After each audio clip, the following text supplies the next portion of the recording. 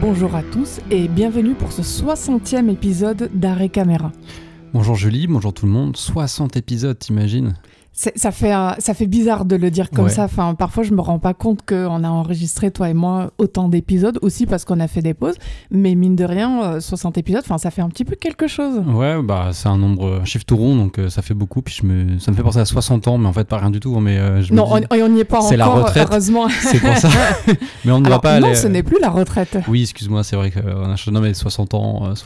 Dans la France de Macron, ce n'est plus la retraite. Il faudra faire ça à l'épisode 67, 68 peut-être, mais voilà. Non, mais on va pas s'arrêter, vous inquiétez pas, et 60 épisodes, ça prouve que malgré le fait qu'on ait hésité à un moment donné à s'arrêter, on a continué. Alors certes, c'est gonflé par le nombre d'épisodes qu'on a fait à Cannes, mais mine de rien, on a atteint le numéro 60, on continue à faire ça par plaisir. Comme vous l'avez dit, on fait des épisodes, alors souvent une fois par mois, et oui, le dernier c'était en octobre, oui, c'est ça. Oui. Parfois, on les fait 2-3 semaines, ça dépend de l'actu, ça dépend si on a envie de parler de certains films, ça dépend plein de choses. Et là, oui, on a voulu faire un épisode 60, Julie, parce que on va partir pendant un certain temps. Tu veux peut-être en parler ? Oui, je peux en parler. Disons que comme d'habitude, je suis une petite nature, les voyages me stressent. Donc toi et moi, on va partir au Japon 3 semaines. On est très contents. Je suis contente, mais je suis stressée et je suis donc contente. Donc juste avant, on a décidé d'enregistrer un épisode avec ce qu'on a vu, et on a vu pas mal de choses ces derniers jours. C'est surtout, on aurait pu faire un épisode sur des films qu'on a vus pendant le mois d'octobre. Alors... Pourquoi pas, mais bon, au bout de 3 semaines d'écart, ça sert plus à rien. Hein. Non, c'est pas la peine. On a vu Black Phone 2, on avait vu le premier, mais comme le premier, par exemple, on l'avait pas abordé de mémoire dans un arrêt caméra, le second, on a choisi de pas forcément l'aborder non plus. Oui, le film était plutôt pas mal. C'est pareil, Arco, qu'on a bien aimé. Moi, j'ai pas adoré, mais c'était pas mal. Moi, j'ai adoré, donc j'ai quand même envie de recommander aux gens d'aller le voir au cinéma. Parce qu'il passe encore, ouais. Oui, et puis ça prouve encore que côté cinéma d'animation, la France sait pas mal parler de science-fiction. Donc voilà, moi j'ai pris beaucoup de plaisir en tout cas devant Arco. Surtout qu'il s'agit d'un premier long métrage d'un dessinateur notamment qui a travaillé pour la reprise de Métal Hurlant, et il a fait pas mal de choses, des clips, etc. Hugo Bienvenu, c'est ça. Non, voilà, il y avait pas mal de choses, mais bon, là, cette semaine, c'était une actualité assez dense en termes de films, que ce soit... Alors, c'est vrai qu'on avait dit qu'on faisait plus trop de films de plateforme, mais là... Et là, c'est la moitié du programme, mais il y a eu pas mal de choses, en tout cas sur Netflix. Surtout des films de grands cinéastes, on va dire, identifiés, des cinéastes qui ont eu des Oscars, d'ailleurs. On va en parler juste après. Et de films aussi de salles qui sont sortis la semaine dernière, dont on... Alors, on aurait pu aussi parler des films, si on les avait pas vus à Cannes, qui sont sortis à Cannes, mais voilà, L'inconnu de la Grande Arche, des choses comme ça, mais ça, vous pouvez les retrouver dans les épisodes de Cannes. Mais... Oui, et L'inconnu de la Grande Arche, pareil, ça va faire partie de mes recommandations. Pour l'instant, le film est dans mon top 10 de l'année 2025. Moi, c'est vrai. J'ai adoré. Enfin, je trouve qu'en termes même de propos sur l'architecture, c'est meilleur que The Brutalist. Oui, j'assume complètement. Et finalement, ça parle de la France des années 80, mais sous un angle qu'on ne voit pas forcément. Enfin, en tout cas, voilà, moi, j'ai trouvé que c'était un très bon film. Oui, on vous le recommande. Après, moi, le film que je vais vous recommander, on va en parler de toute façon, donc dans pas longtemps, donc je garde un peu le suspense. Julie, tu veux présenter le programme ? Allez, c'est parti. Donc, ça va être forcément, ce que cette nature te dit du réalisateur coréen Hong Sang-soo. Il va y avoir également Smashing Machine d'un des frères Safdie, c'est bien Ben Safdie, si je me trompe pas. Benny, pardon. A House of Dynamite de Catherine Bigelow et Frankenstein de Guillermo del Toro. Deuxième sortie annuelle d'un film de Hong Sang-soo. On rappelle qu'on avait parlé de La Voyageuse en début d'année avec Isabelle Huppert. C'est vrai, j'avais complètement oublié ce film, Morgan. Ce que cette nature te dit était d'ailleurs cette année également, comme La Voyageuse de l'année précédente, en compétition à Berlin. C'est un peu son terre-terre, on va dire. À chaque année, il y a son film en compétition. C'est sa résidence secondaire, le Festival de Berlin. C'est ça. Cette fois, par contre, il était reparti, on peut dire fait rare, sans aucun prix. Alors, s'il n'a pas tapé dans l'œil de Todd Haynes et son jury, peut-être en raison de l'absence de Kimini au casting, bien évidemment, je rigole. Cette fois, elle est directrice d'ailleurs de production. Le film a quand même l'opportunité de sortir chez nous avant By the Stream, qui était présenté l'année dernière à Locarno. Donc, dans la chronologie des films d'Hong Sang-soo, il nous manque un film. D'ailleurs, ce film avait eu le prix de la meilleure actrice à Locarno pour Kim Min-hee, mais celui-ci n'a pas de distributeur en France. Alors, est-ce qu'il va en avoir un ou pas? C'est la grande question. Oui, on ne sait pas en fait s'il sortira. Peut-être que non, on espère. Pour l'instant, on vous parle en tout cas de ce que cette nature te dit, et on va en parler un peu plus après le résumé de Julie. Alors, ça va être assez court. Dong-hwa, un jeune poète de Séoul, conduit sa petite amie Jun-hee chez ses parents aux alentours d'Icheon. D'ailleurs, Icheon, c'est un petit peu rare chez Hong Sang-soo. Enfin, d'habitude, on voit plutôt des grandes villes. Oui, souvent, déjà, il tourne souvent... Pardon pour la parenthèse dans le résumé, non, mais en raison, vrai, c'est assez alors, inédit. Pas toujours des grandes villes, il a tourné pas mal de films en campagne, mais la plupart de ses films, effectivement, se passent à Séoul, c'est là où il habite, donc voilà, je pense que c'est le lieu le principal de ses films. Après, il a souvent tourné un peu partout en Corée, mais effectivement, Icheon, c'est pas l'endroit le plus, on va dire, classique de ses films. Sachant qu'Icheon, c'est dans une région, en fait, qui est dans le sud-sud de Séoul. Donc, émerveillés par la beauté de leur maison nichée dans un jardin vallonné, ils rencontrent le père de Jun-hee qui l'invite à rester. Au cours d'une journée et d'une nuit, il fait la connaissance de toute la famille et la nature de chacun se révèle. Voilà, la nature, c'est la nature de la nature, enfin je veux dire telle qu'on se dit, mais effectivement aussi la nature des gens, c'est le premier dans le titre, c'est aussi sur la nature des gens, parce que le personnage oui, au sens propre comme au sens figuré. Voilà, c'est ça ce que je voulais dire. Le personnage principal qui est Ah Dong-hwa, qui est d'ailleurs joué par un acteur jeune qu'on a vu récemment dans pas mal de films d'Hong Sang-soo. On sait qu'il reprend souvent les mêmes acteurs, mais celui-ci, il avait fait pas mal de films, notamment depuis Introduction, il me semble. Et il jouait d'ailleurs dans La Voyageuse, il faisait celui qui accueillait, et je crois qu'il était déjà. Ah mais oui, c'est celui qui accueillait Isabelle Huppert. Et qui avait une relation un peu particulière. On savait pas si c'était ensemble ou pas. Voilà. En fait, c'est le marginal, l'excentrique jeune coréen en dehors. Mais sachant qu'il faisait déjà un poète, il me semble, dans celui-là. C'est vrai, mais oui, je crois aussi. Donc on pourrait croire que c'est le même personnage, le cinématique univers d'Hong Sang-soo, on pourrait en parler des heures. C'est l'élément perturbateur chez Hong Sang-soo dans la jeunesse. Voilà. Sa jeunesse disruptive, quoi. C'est ça. Et donc, Ah Dong-hwa, effectivement, donc, comme j'ai dit, il est poète et effectivement il est intéressé par en tant que poète par la nature, par tout l'environnement autour de lui, mais aussi donc dans le film la nature de ce qu'il est se confronte à la nature de ses beaux-parents qui sont d'une classe aisée. Bah, disons, je dirais qu'ils sont d'une classe moyenne supérieure Morgane, oui. Mais surtout le fait saillant, c'est bien supérieur quand même, quand tu vois la tête de la maison. Oui, mais alors, il y a plusieurs choses qu'il faut expliquer, c'est que Dong-hwa, donc, qui est un jeune poète, a une situation plutôt précaire, parce qu'il a choisi de devenir jeune poète et de travailler à temps partiel, mais il vient d'une famille assez riche et aisée, puisqu'on comprend, sans le voir, que son père est un éminent avocat qui participe notamment à des émissions de télévision. C'est ce qui est dit en tout cas par les personnages dans le film, ils y font beaucoup référence, enfin pas le Dong-hwa mais la famille qui visite, qui a bien conscience que c'est le fils de cette personne et on sent que de cette manière-là, il l'accepte de base. Comme ça. Mais ensuite, en fait, on va comprendre que, tu l'as dit, il est isolé par rapport à son père. Enfin, il a plus de relation avec son père et il vit dans ce chichement, en fait, avec ce qu'il gagne. Bien sûr. Alors, c'est un choix de vie comme un autre. Hein. Oui. Si je me rappelle bien, il filme des mariages. Il est caméraman pour des mariages. En fait, il est freelance comme peuvent l'être des photographes de mariage, des vidéastes donc pour des mariages. Il fait ça le week-end et voilà. Le reste du temps, il est poète et il est Alors, il est publié, mais dans des revues des petites revues, et donc on suppose qu'il ne gagne pas vraiment d'argent là-dessus. Et voilà, et donc il vit avec juste le minimum, c'est qu'il, lui permet de se contenter de ça en fait.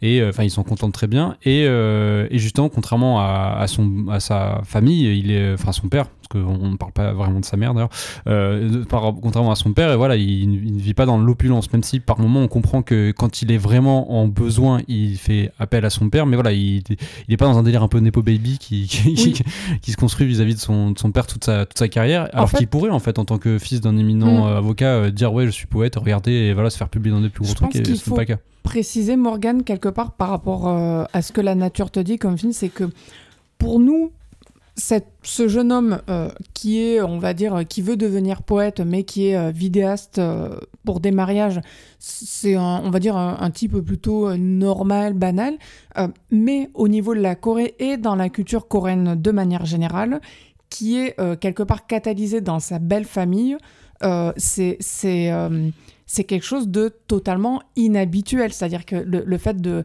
refuser d'amasser, d'accumuler du capital, de l'argent, d'accepter de vivre avec peu, d'autant plus quand on a un ascendant qui, lui, dispose à la fois de richesse et de gloire. Tu dis ça, Julie, mais en France, ça pourrait être aussi le cas. Hein, ouais, mais pas. En fait, ce que je veux bien dire, parce que ça peut sembler étrange comme film si on n'a pas. Comment dire. Alors, c'est très ancré dans la société coréenne, effectivement. Voilà, c'est ça. Comme tous les films de Hong Sang-soo, mais peut-être celui-là encore un peu plus. C'est-à-dire que, bon, chez nous, on se dirait oh oui, drôle de choix, mais pourquoi pas. C'est-à-dire qu'il y a quand même en France, j'ai envie de dire, une certaine liberté qui est laissée aux individus, qu'il n'y a pas en Corée, qu'il n'y a quasiment pas en Corée, et là, ça ressort d'autant plus. C'est très important, bien plus important que chez nous. En Corée, effectivement. Bien plus important que chez nous. Donc voilà, c'est aussi pour ça que le personnage est traité d'une certaine manière dans le film. Oui, voilà. Et donc le film, en fait, qui pourrait ressembler à n'importe quelle comédie française, en fait, l'idée que le gendre rencontre la belle famille et ça devient ça part en sucette un peu. Alors le film il reste quand même assez ça reste du Hong Sang-soo, hein, mais voilà, il y a forcément un dérapage comme dans tous les films Hong Sang-soo à partir du moment où on commence à prendre un repas et à boire de l'alcool. Oui, parce que l'alcool est quand même assez central souvent dans les films de Hong Sang-soo, et il est aussi central dans les rapports humains, les rapports sociaux au sein des films de Hong Sang-soo, et là en particulier, bien évidemment. Parce qu'on sait que le soju, etc., sont des alcools qui sont très faciles d'accès là-bas, ça coûte très peu cher, c'est subventionné par l'État. Voilà, et il faut préciser que ce sont des alcools forts, on parle pas d'une bière à 5%. C'est ça, alors là dans le film ils boivent du Makgeolli qui est un alcool beaucoup moins fort, mais dans le film il y a un passage où quand ils mangent, le père... le beau-père plutôt, sort, alors je pense que c'est du whisky japonais, et là tout de suite on passe un cap.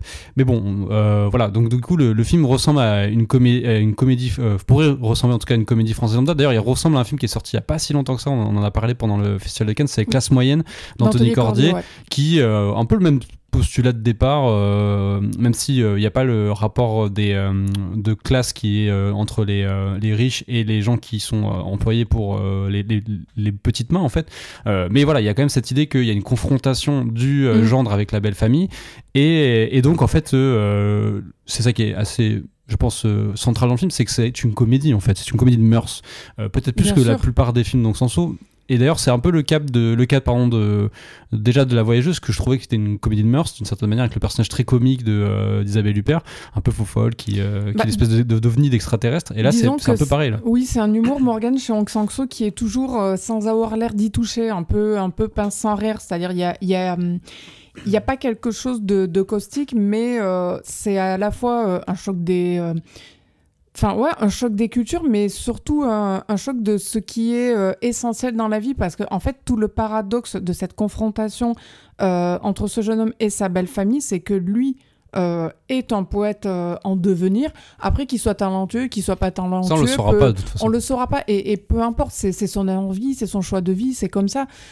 Et en même temps, dans la belle famille, la mère elle-même est poète, donc elle écrit, il y a aussi alors ce jeu de confrontation-là, mais les perspectives de vie des deux sont totalement différentes, parce que là où lui il a envie finalement d'en faire une activité à part entière, c'est-à-dire quasiment un sacerdoce. Elle le fait comme un loisir. Mais je vais être vulgaire, comme une femme au foyer aurait une activité de tricot ou de cuisine. Non, c'est pas du tout c'est pas vulgaire, je ne sais pas, c'est ce qu'elle a choisi d'être en fait dans le film, c'est ce que nous dit. Comme c'est-à-dire beaucoup de Coréennes, voilà. Finalement font le choix d'être au foyer, de s'occuper du foyer. D'ailleurs, il le dit, le père, au bout d'un moment. Oui, il parce le dit. que les rôles sont extrêmement genrés là-bas, bien plus que chez nous. C'est ça, il en parle d'ailleurs frontalement à Dong-hwa, le beau-père, il en parle quand il se rend compte, il dit oui, ma femme, quand elle a eu au début, elle avait des velléités d'artiste, et quand elle a eu son enfant, elle est restée quand même s'occuper de la maison, des enfants. Oui, parce que les enfants, c'était tout pour elle. Voilà, donc bon, il parle à sa place, et pour lui, c'est absolument naturel, mais bon, il pense comme ça. Alors qu'on voit plus tard que finalement, c'est un personnage beaucoup plus fin, malin que n'est le père. Parce qu'il y a une discussion dans un container qui est super important dans le film, le container en haut de la colline, parce qu'on comprend qu'il a construit il a pas construit la maison, il a dessiné les plans de la maison qui a été construite par des ouvriers et des jardins, parce que le jardin a l'air assez inouï, on le voit de manière parcellaire, mais on le voit. La maison, c'est pareil. Voilà, c'est une maison un peu particulière. Il s'extasie au début de la maison, on ne la verra jamais telle qu'elle est. C'est toujours comme ça chez Hong Sang-soo, il y a le choix de montrer, de pas montrer, c'est assez génial. Et ça, c'est un petit peu fascinant, je trouve, Morgane, parce qu'il y a tout un discours effectivement sur cette maison dans ce que la nature te dit, et finalement, on ne la voit que sous la forme, je dirais, de à peu près 3-4 plans, c'est-à-dire donc l'extérieur. Et surtout l'intérieur. Voilà. Ouais. L'extérieur, on voit un banc sur une colline, on voit un container, on voit un chemin. Et l'intérieur, on voit 2-3 pièces, dont le salon, une salle à manger, et ça s'arrête là. Donc on est, on a cette maison qu'on ne peut qu'imaginer, mais qui nous est donnée à voir de manière parcellaire. C'est ça. Et donc le fameux container, c'est vraiment le lieu où, alors c'est à la fois comment on appelle ça, ça me fait penser au film de mince, j'ai oublié le nom. La garçonnière, c'est un peu une garçonnière parce que alors il invite pas des filles, mais il y a sa femme qui vient des fois fumer en cachette, boire de l'alcool, comme c'est le cas de la fin du film. Une espèce d'antichambre, ce container de la maison où finalement les discours se révèlent et les masques tombent. C'est ça. Et donc oui, c'est là où il cache ses bouteilles de Makgeolli, et on comprend qu'en fait quand il s'occupe du jardin, en fait il va monter en haut de la colline et il va se faire servir des verres. Le mec est complètement alcoolique. Oui, bien sûr, sans que ce soit, cela dit, et je le dis pas, Morgane, sous forme de critique négative, mais sans que ce soit non plus un discours à ce niveau chez Hong Sang-soo. Enfin, chez Hong Sang-soo, les 3/4 des personnages sont alcooliques. Il y a des problèmes avec l'alcool. D'ailleurs, lui-même a eu des problèmes avec l'alcool. Et Hong Sang-soo, depuis qu'il a eu des problèmes de santé, il sait qu'il doit arrêter de boire. Exactement. Et ça se voit dans les films. Maintenant, c'est toujours une forme d'impensé. Bon, c'est comme ça. Mais ces personnages sont objectivement alcooliques. Ouais. Et donc, du coup, ce passage du conteneur, c'est le moment où, en fait, d'ailleurs, il y a un montage parallèle où on voit Dong-hwa après donc la fameuse scène de repas qui part en cacahuète parce que il explose en fait, notamment à cause de la fille, la fille, pas sa compagne, mais celle qui est la grande sœur, qui arrête pas depuis le début de la journée, parce qu'il faut savoir que le film ça se passe sur une journée de visite, et en fait cette fille elle arrête pas d'insister, mais en fait ça va, t'as ton père, et en fait elle arrête pas pendant le film, alors qu'elle a une position similaire à lui dans la famille, c'est-à-dire que elle, alors c'est encore pire parce que elle ne vit chez ses parents à leurs dépens, alors qu'elle doit avoir au moins 30 ans. Alors je dis pas c'est pas bien ou pas bien, mais en fait qu'elle se permette de critiquer Dong-hwa qui lui quand même a essayé de se séparer de cette ascendance, comme tu l'as dit Julie, le terme ascendant est bien choisi, et de vivre par ses propres moyens. Elle continue à vivre auprès de sa famille. Elle a ce côté un peu dépressif, même si on suppose que cette dépression est certainement liée à une séparation. En fait on n'en sait rien, mais oui, mais toujours c'est ça chez Hong Sang-soo, tu peux présumer en fait. Oui, en fait, il y a une dissonance parce qu'elle est censée être dépressive et elle n'en a pas l'air. Enfin, je veux dire, ça ne se sent pas.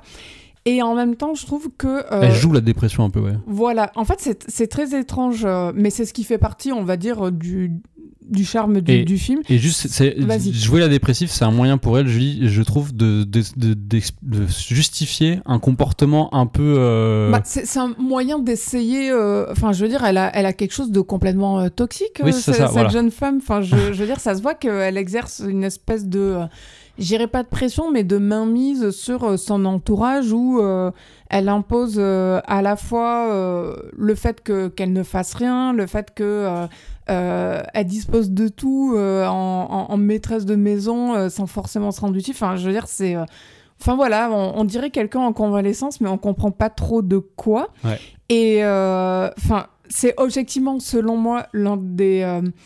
si je devais juger moralement les personnages du film Morgan, je trouve que c'est... la sœur de Jun-hee, c'est l'un des pires personnages du film. Bah, c'est le pire avec le père, je trouve. La mère, Oui. un peu entre deux. Et bon, Jun-hee, c'est un peu la mieux, quoi. Et Dong-hwa est certes pas... c'est pas le type parfait, mais en fait, on comprend bien... Ah non, justement, ça qui est bien. Il est pas montré non plus comme un type parfait à En Dong-hwa. fait, on comprend bien que c'est quelque part le poil à gratter d'une Corée qui place au-dessus de tout d'abord la famille, ensuite, on va dire Le travail. l'homme. Enfin, le travail de faire de l'argent. Oui, l'homme aussi. Vraiment, oui, c'est très l'homme, masculin. voilà. masculin Ah non, comme, mais c'est très masculin, c'est très patriarcal.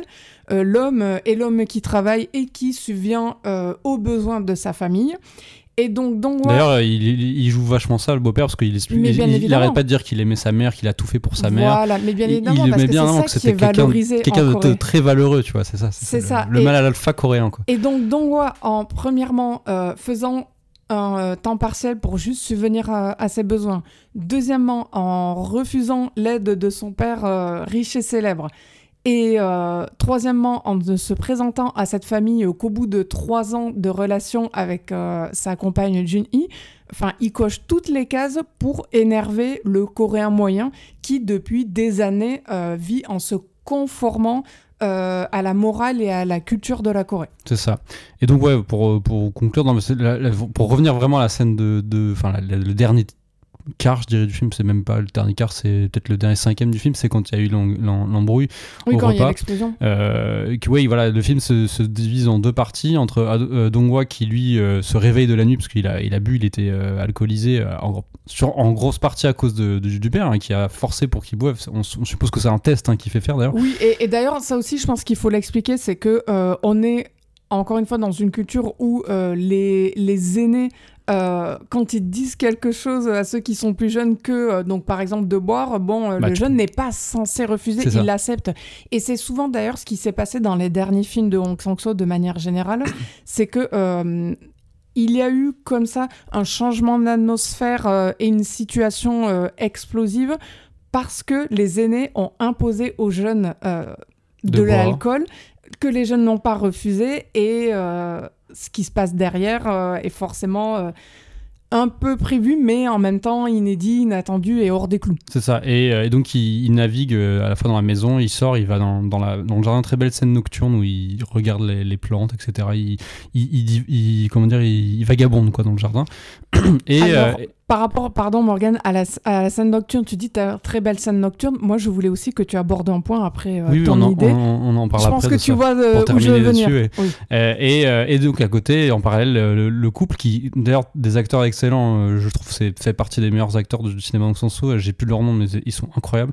Et qui discutent et les masques tombent en fait, et on voit que c'est des enflures. On peut se permettre de le dire, c'est des sales types. C'est affreux. Ils ont juste été confrontés à leur gendre potentiel. Peut-être une journée et ils commencent déjà à fomenter un espèce de complot pour provoquer une séparation entre leur fille et lui. C'est absolument ignoble. Et je trouve la séquence assez géniale entre le montage parallèle et justement, on commençait à parler de forme, autant terminer sur la forme. C'est ça, Morgane, que je voulais aborder avec toi. C'est alors, il y a 2 choses. Premièrement, donc là, on est dans du Hong Sang-soo qui est en couleur. Deuxièmement, c'est vrai, c'est important. Non, mais c'est vrai, division couleur noir et blanc, c'est important chez Hong Sang-soo. Bien sûr.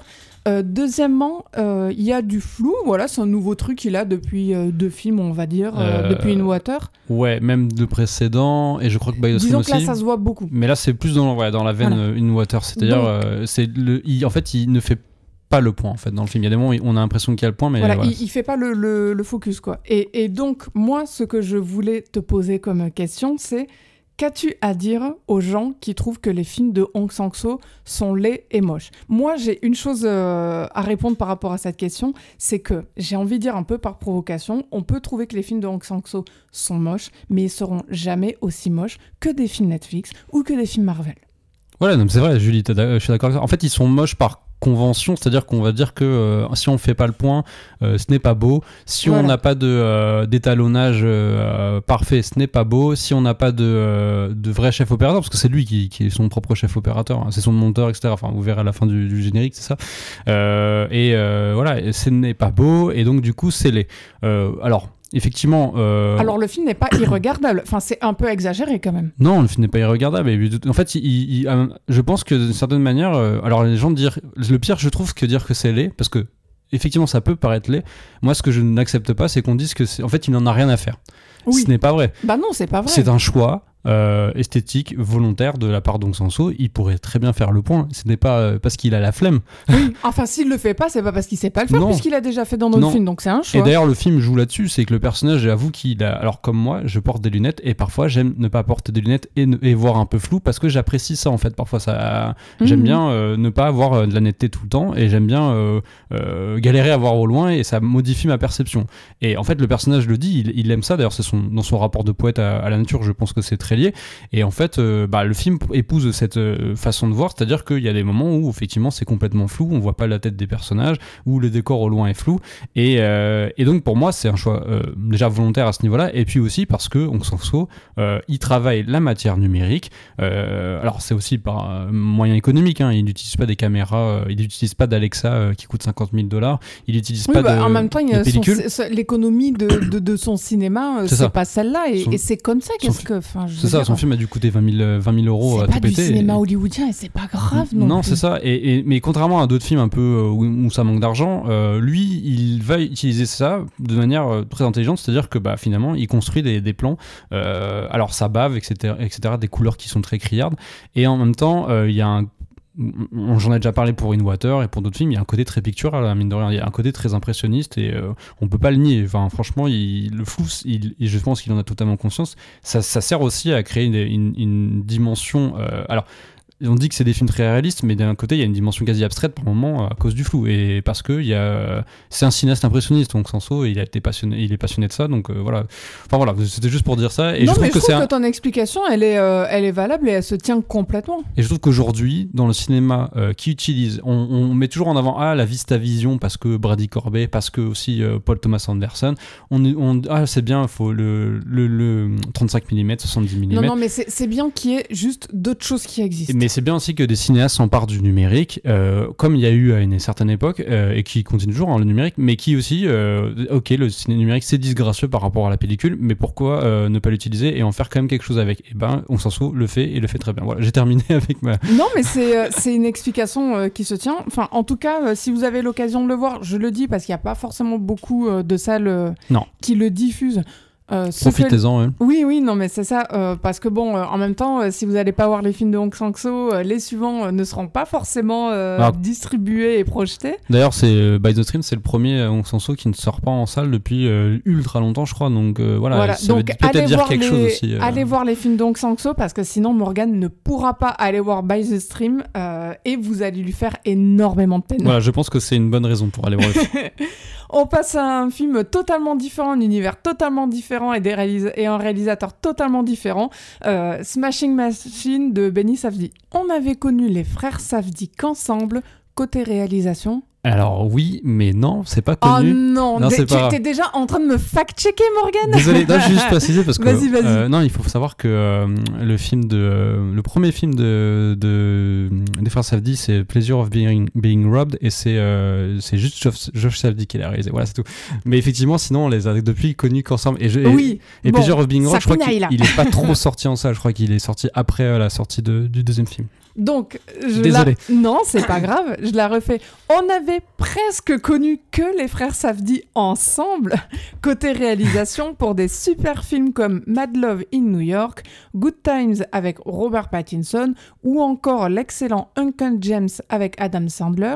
Depuis, chacun des frères a fait un film de son côté. Marty Suprême pour Safdie avec Timothée Chalamet qui sort normalement, si d'ici là la date ne change pas, en février 2026 en France, et Smashing Machine pour Benny Safdie, sans qu'on ne sache trop s'ils sont en bons termes ou pas pour avoir choisi de mener des projets chacun de son côté. Toujours est-il que Benny Safdie, plutôt bon acteur. Enfin, vous l'avez vu, vous vous rappelez forcément dans Oppenheimer notamment. Dans Good Time aussi. Oui, a choisi de parler de MMA, ce dont on discutera après ton résumé, Morgane. Oui, à savoir aussi que le film a gagné le prix de la mise en scène à Venise. Ça, je l'avais oublié. Oui, c'est pas grave. Donc à la fin des années 90, Julie Marker, un champion invaincu de combat d'arts martiaux mixtes dans la ligue UFC, domine la scène mondiale. Mais derrière les victoires se cache une lutte personnelle. Dépendance aux antidouleurs, relations tumultueuses et quête de sens. Donc je crois que j'avais lu, c'est le deuxième film avec Dwayne Johnson et Emily Blunt dans un registre qui n'a absolument rien à voir d'ailleurs. Alors le film précédent, c'était un film pour Disney, Jungle Cruise. C'était une adaptation de l'attraction, tu sais. Peut-être tu es allé à Disney, non? Ça fait longtemps, je crois. Ah, ça fait longtemps. Le fameux bateau qui tourne autour de l'île, c'était le principe. Ah oui, ça faisait partie ça faisait partie des films adaptés des attractions, voilà. Comme Pirates des Caraïbes. Voilà, non mais exactement, oui, effectivement, il y a eu cette mode à une époque chez Disney de vendre leurs attractions. La maison hantée avec film. Eddie Murphy aussi. Oui, c'est vrai. Il y a eu... Sinistre oui. ce délire-là. Le meilleur finalement c'est Pirates des Caraïbes, je crois. Bien sûr, ah non mais de loin. En tout cas, c'est Emily Blunt et Dwayne Johnson. Dwayne Johnson donc qui a... on pourrait dire sur le papier, enfin droit à son moment cinéma, art et essai, rôle très central, qui prend beaucoup de place, mise en avant, de lui, et je pense qu'il recherchait ça depuis très longtemps. Je crois que c'est depuis 2005 et Southland Tales en fait qu'il a pas eu un rôle de composition aussi fort, quoi. Alors il y avait aussi non si c'est ça je crois. Je crois qu'il est dans un Michael Bay aussi des années 2010 où il a un rôle un peu stylé, mais voilà, ça fait longtemps, hein. Depuis 10 ans je crois il fait que des trucs un peu débilos non mais faut l'avouer. Ouais, non, après faut bien casser sa croûte, mais c'est pas facile. Mais en tout cas là c'est son premier film arty en tout cas depuis au moins le Richard Kelly. Voilà, avec une bonne vingtaine de prothèses, des heures de maquillage. En tout cas, il est. On sait que c'est lui, mais il est quasi méconnaissable. Mais voilà. Donc, pour parler un peu plus en profondeur de Smashing Machine. Et c'est quand même un film qui est lié aussi à sa carrière avant d'être acteur, parce que c'était un catcheur qui faisait à la même époque d'ailleurs de Marker, à fin 90 début 2000. C'est pour ça qu'il a été choisi pour le rôle, et il est tout à fait légitime. Et que lui a choisi légitime. de faire le film. Bien et d'ailleurs sûr. Il produit, donc je suppose qu'il a mené aussi. Je pense qu'il était peut-être lié au projet avant même Benny Safdie, j'en sais rien. Enfin, je sais pas, je connais pas assez le background du film, mais voilà, je voulais juste préciser ça, Julie. Non, en tout cas, c'est un film, et je vais y venir, produit par A24. Donc, on débarque dans le film, on a l'impression d'être face à une émission télé de la fin du 21e siècle, avec ce rendu très analogue, et j'insiste sur le terme analogue parce que c'est un peu insupportable, mais c'est en ce moment dans les tendances sur les réseaux sociaux parmi la Gen Z, en tout cas telle que analysée par les médias, et je trouve que le film fait écho à ça de manière opportuniste, je vais préciser. Ah oui, tu trouves ? Mais bien évidemment, bien évidemment. En fait, pour moi, il n'y a pas de hasard. Alors bon, déjà, je dois dire que les films A24, je commence à en avoir un petit peu marre. Ça me met pas en colère ni rien, mais ça commence un petit peu à m'exaspérer. Alors bon courage, Julie, parce qu'on va en avoir. Je sais, mais je le sais, mais voilà. Donc bon, déjà, alors ce qui m'énerve un petit peu par rapport à 24, c'est que c'est un studio qui pour moi est tant mieux pour eux en termes de réussite économique. C'est un studio qui se fait encore passer pour les petits indépendants qui ont réussi à faire du cinéma, à réessayer. Enfin, en fait, ils se font passer pour David contre Goliath, alors que A24, c'est littéralement devenu Goliath. Ouais, on va dire que c'est pas universel et tout, mais l'entre-deux est bien dépassé, quoi. Bien sûr. Enfin, je veux dire, mais leur public ne le réalise pas, et c'est devenu un argument marketing. Mais tant mieux pour eux. Moi, je trouve ce positionnement hypocrite, mais tant mieux pour eux. Et je trouve que le film, sur le plan esthétique, est typiquement caractéristique de A24 et justement de ce positionnement hypocrite de vernis arty, analogue comme je disais, mais parce que c'est un mot que vous allez beaucoup entendre en 2026, et là le côté analogue. Donc je vais parler vite fait de tendance analogue. Je donnerai des nuances après. Si tu veux. Donc la tendance analogue dont vous allez entendre parler en 2026, parce qu'il y a déjà pas mal de médias américains qui en parlent. Le concept c'est quoi ? C'est de faire des activités en dehors des réseaux sociaux, et des activités qui sont axées sur, on va dire, le côté nostalgique sur une époque Que les gens n'ont pas connu d'ailleurs pour voilà, la plupart. Que les gens n'ont pas connu. Une époque où il n'y avait pas Internet, où il y avait des ordinateurs, mais où il n'y avait pas Internet. Donc concrètement, ça va de la pratique de la photo argentique, du Polaroid, à des activités comme le tricot, enfin bref, peu importe. En tout cas, pas les réseaux sociaux, parce que je pense qu'il devait y avoir Internet, mais c'était le fameux ADSL qui faisait... C'est ça, donc voilà. L'électronique... est compris dans ce délire analogue, mais ça va être par exemple le retour des écouteurs filaires, ça va être le retour... des baladeurs CD. Voilà, des cassettes, mais il me semble qu'il y avait déjà eu... images un peu télé, et finalement, je trouve que l'un des premiers films à réessayer sur cet angle-là, totalement assumé, et qui avait fait un carton, c'était After Sun. Qui est un film A24. mais bien évidemment. Alors, je crois qu'ils ont chopé les droits internationaux, c'est pas un film à 24 pur et dur. Mais bon, c'est dans ce délire-là. Et tout ça, je le trouve très factice. Hein. Et j'insiste sur le factice. Alors, je ne dis pas qu'il n'y a pas de sincérité, que ce soit côté réalisation chez Benny Safdie ou côté Dwayne Johnson ou Emily Blunt. Enfin, tout le monde est très impliqué et tout, c'est pas le problème. Mais tout ça a un côté très factice. Donc voilà, on est dans le film qui nous montre une époque où... le Japon était cool, le MMA c'était un peu compliqué, ça commençait et tout, mais il y avait de la camaraderie, il y avait du cool, l'image c'était cool, et donc voilà, on rentre dans ce côté avec un peu de distance par rapport à d'autres biopics, où alors, on a l'impression qu'on a la tête qui est mise directement dedans. Là, on se sent à distance, et ça, je le dis pas de manière négative, comme si on était au final devant sa télé, devant un match de MMA, de lutte. Pourquoi pas.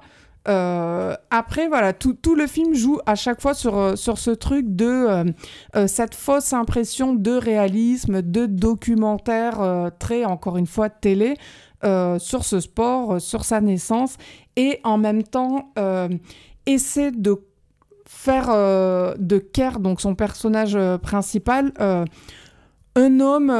avec une certaine complexité qui, à la fois, est très bon dans son domaine, mais une sorte de colosse fragile, et qui, en même temps, est effectivement dépendant des antalgies, qui se retrouve en cure de désintoxication.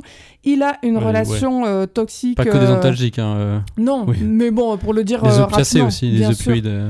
Il se retrouve dans une relation toxique avec Dawn, sa femme. Enfin voilà, en fait, le film parle de beaucoup de choses, mais moi, ce qui m'a mis extrêmement mal à l'aise, c'est surtout le fait...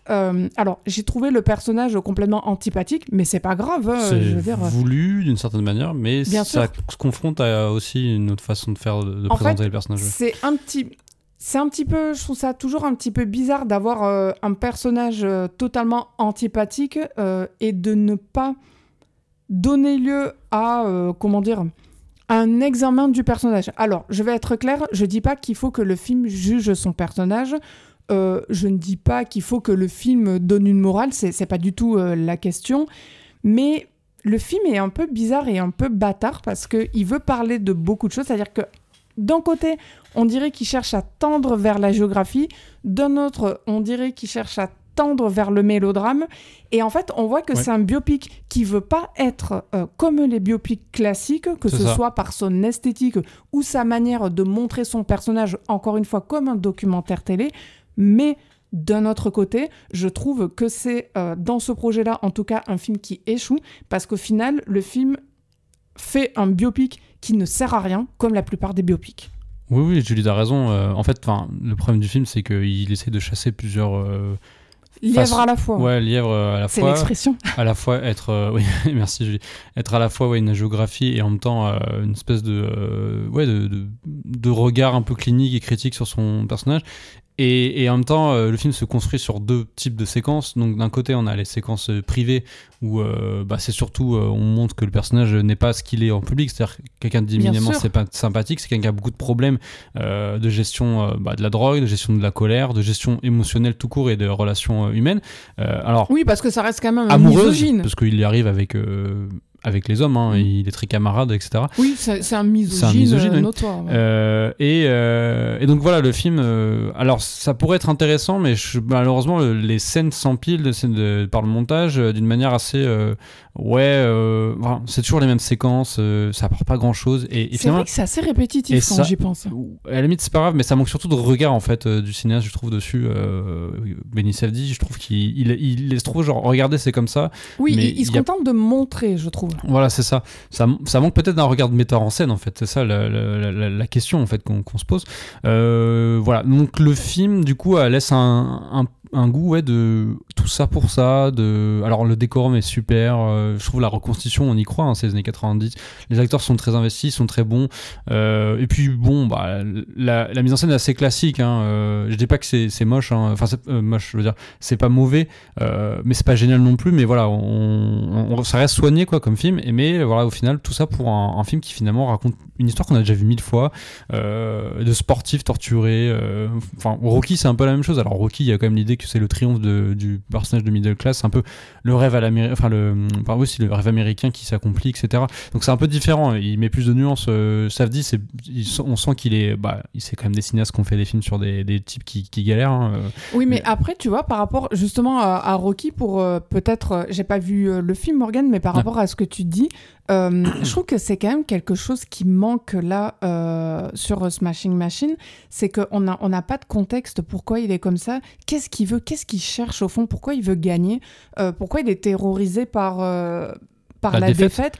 Enfin, après, tout le monde est terrorisé plus ou moins par la défaite, mais je trouve que tout ça, ça manque au film, au final. Pour moi, ça s'explique parce que c'est un truc sportif, perdre, c'est... Oui, et après, c'est un control freak. Ça je veux bien, mais pourquoi, tu vois, enfin, je trouve vraiment qu'il y a beaucoup d'impensés dans ce film. Ouais, mais d'une certaine manière, il y répond, parce qu'à la fin, il perd. Hein. Bon, c'est un spoil, mais c'est pas vraiment un spoil, vous pouvez le trouver sur Wikipédia. Oui, et puis on s'en doute, Et finalement, voilà, et on sent que ça a un impact. Alors, c'est vraiment à la fin, donc l'impact, il est montré 30 secondes dans le film, mais on sent que il y a quand même ce moment où il est à la douche et finalement on pense qu'il va pleurer, en fait il est heureux d'une certaine manière, et après on a l'espèce d'écran, on nous dit que d'ailleurs on le voit pour de vrai, Marker, en 2025, et il y a l'écran qui nous dit oui, il s'est marié avec, enfin on sent que du coup ça a permis de résoudre pas mal de problèmes et qu'ils ont fini par vivre ensemble. Bon, ils ont fini par se séparer, mais ils ont quand même eu des enfants, 1 ou 2 enfants, je ne sais plus, enfin, un enfant, je crois qu'ils... Oui, enfin voilà, visiblement ça a eu un impact, ça a peut-être permis en tant que lui-même de s'améliorer d'une certaine manière, et que finalement le trip à l'américaine de dire il faut gagner, peut-être que c'est malsain et qu'ils parfois perdent aussi, c'est bien. Enfin, c'est peut-être ça aussi, je vois. Mais malheureusement, c'est tellement fait de manière assez succincte à la fin. Peut-être que ça aurait gagné à avoir peut-être plus de 15-20 minutes de plus pour le film, pour montrer, et peut-être 20 minutes de moins de choses d'engueulade qui servaient à pas grand-chose. C'est ce que j'allais dire, Morgane, parce que si c'est pour mettre 20 minutes de plus et pas en retirer du gras de Smashing Machine, je trouve que c'est un petit peu compliqué. Enfin, moi, personnellement, au bout d'une heure, je me suis ennuyée parce que je trouve que c'est un film auquel il est compliqué de s'intéresser si on ne s'intéresse pas d'ores et déjà à la discipline sportive qui fait l'objet du film, et ça, ne serait-ce que ça veut bien dire que c'est un film assez moyen. Parce que d'une certaine manière, en fait, les scènes de combat sont pas époustouflantes, hein, ne sont pas très ultra bien mises en scène, enfin c'est classique, quoi. Voilà, c'est ça. Je vais pas dire y a toujours je peux pas critiquer non plus, il y a toujours ce côté, on a l'impression qu'on est devant une émission de télé, et dans la manière dont c'est montré, non, vraiment c'est pas très passionnant. On sent que ça restitue un peu, je connais pas le rapport de Benny Safdie au MMA, mais je pense qu'il a connu ça à l'époque quand il regardait, quand il était jeune, et que du coup ça restitue un peu son regard sur la chose, c'est-à-dire effectivement tu dis l'écran de télévision, et pour ça c'est pas trop mal fait, mais et il y a quelque chose aussi de la physicalité des corps, parce que c'est des corps assez monstrueux, hein, c'est pas des corps de boxeurs, c'est des corps de mecs encore plus musclés, quoi. Oui, et encore ça, Morgane, il faut peut-être en parler, parce que à la fin, quand il montre des images du personnage tel qu'il était de Marker, de Marker tel qu'il était dans la vraie vie, enfin, il était quand même bien moins gonflé que ne l'est Dwayne Johnson dans le film. Oui, c'est ça, oui. Alors, oui et non, il y a quand même des moments où on le voit un peu plus musclé. Je sais pas, enfin, j'arrive pas à positionner exactement parce que c'est compliqué. C'est des images qui sont pas de la même manière, de la même qualité, etc. Donc on peut pas trop voir. Mais c'est vrai qu'on a l'impression qu'il est un peu moins musclé. Mais bon, après, c'est The Rock, quoi. The Rock, il a même perdu du poids. Donc voilà, The Rock, c'est quelqu'un qui fait quand même pas mal de gonflettes.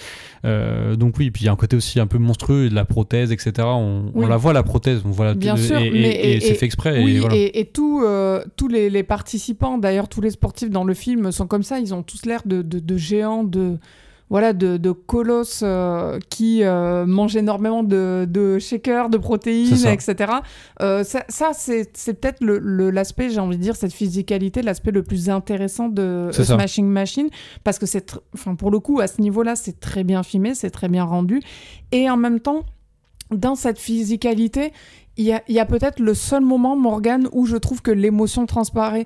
Et quand Dwayne Johnson devient physiquement violent et ne s'en prend pas à Emily Blunt, mais s'en prend à des objets autour d'elle, que ce soit des murs, des portes, là on voit que c'est de la mousse, assiettes. Quoi. Il détruit tout, quoi. Voilà, c'est ça. Et c'est là, en fait, je trouve que quand bien même les scènes, elles sont répétitives et pas folles, et aussi un peu minables, désolée de le dire, mais dans la manière dont elles sont écrites, parce que c'était quand même un gros con avec sa femme, et on dirait que le film n'en a rien à faire. Je trouve ça nul. Vraiment, je trouve ça nul, quoi.